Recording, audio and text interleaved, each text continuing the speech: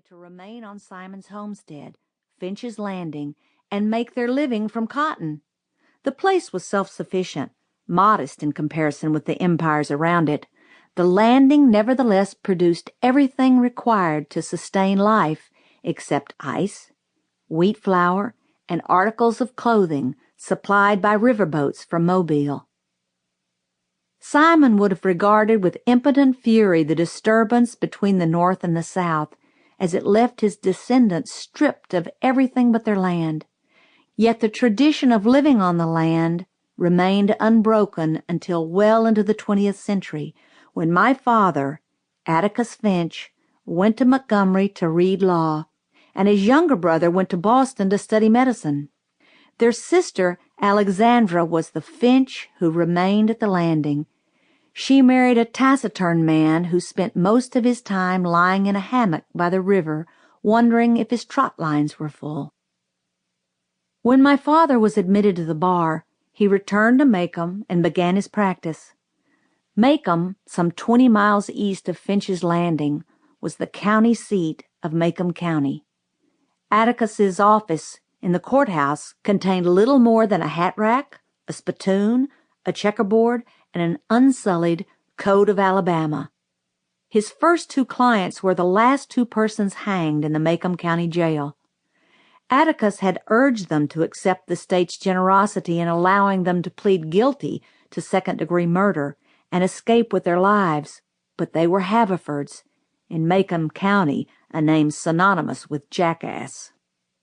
The Haverfords had dispatched Macomb's leading blacksmith in a misunderstanding arising from the alleged wrongful detention of a mayor, were imprudent enough to do it in the presence of 3 witnesses, and insisted that the son of a bitch had it coming to him was a good enough defense for anybody.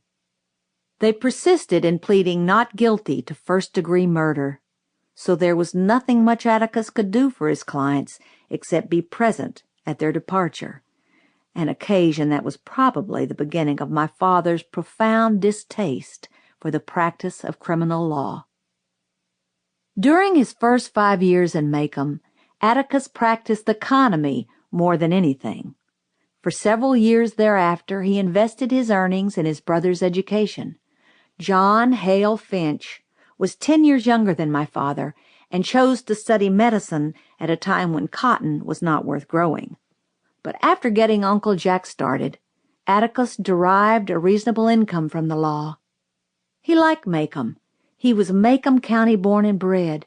He knew his people, they knew him, and because of Simon Finch's industry, Atticus was related by blood or marriage to nearly every family in the town. Macomb was an old town, but it was a tired old town when I first knew it. In rainy weather, the streets turned to red slop. Grass grew on the sidewalks. The courthouse sagged in the square. Somehow, it was hotter then. A black dog suffered on a summer's day.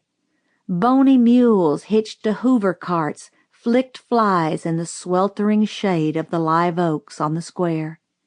Men's stiff collars wilted by 9 in the morning. Ladies bathed before noon, after their 3 o'clock naps, and by nightfall were like soft tea cakes with frostings of sweat and sweet talcum. People moved slowly then. They ambled across the square, shuffled in and out of the stores around it, took their time about everything. A day was 24 hours long, but seemed longer. There was no hurry, for there was nowhere to go, nothing to buy, and no money to buy it with, nothing to see outside the boundaries of Macomb County. But it was a time of vague optimism for some of the people. Macomb County had recently been told that it had nothing to fear but fear itself.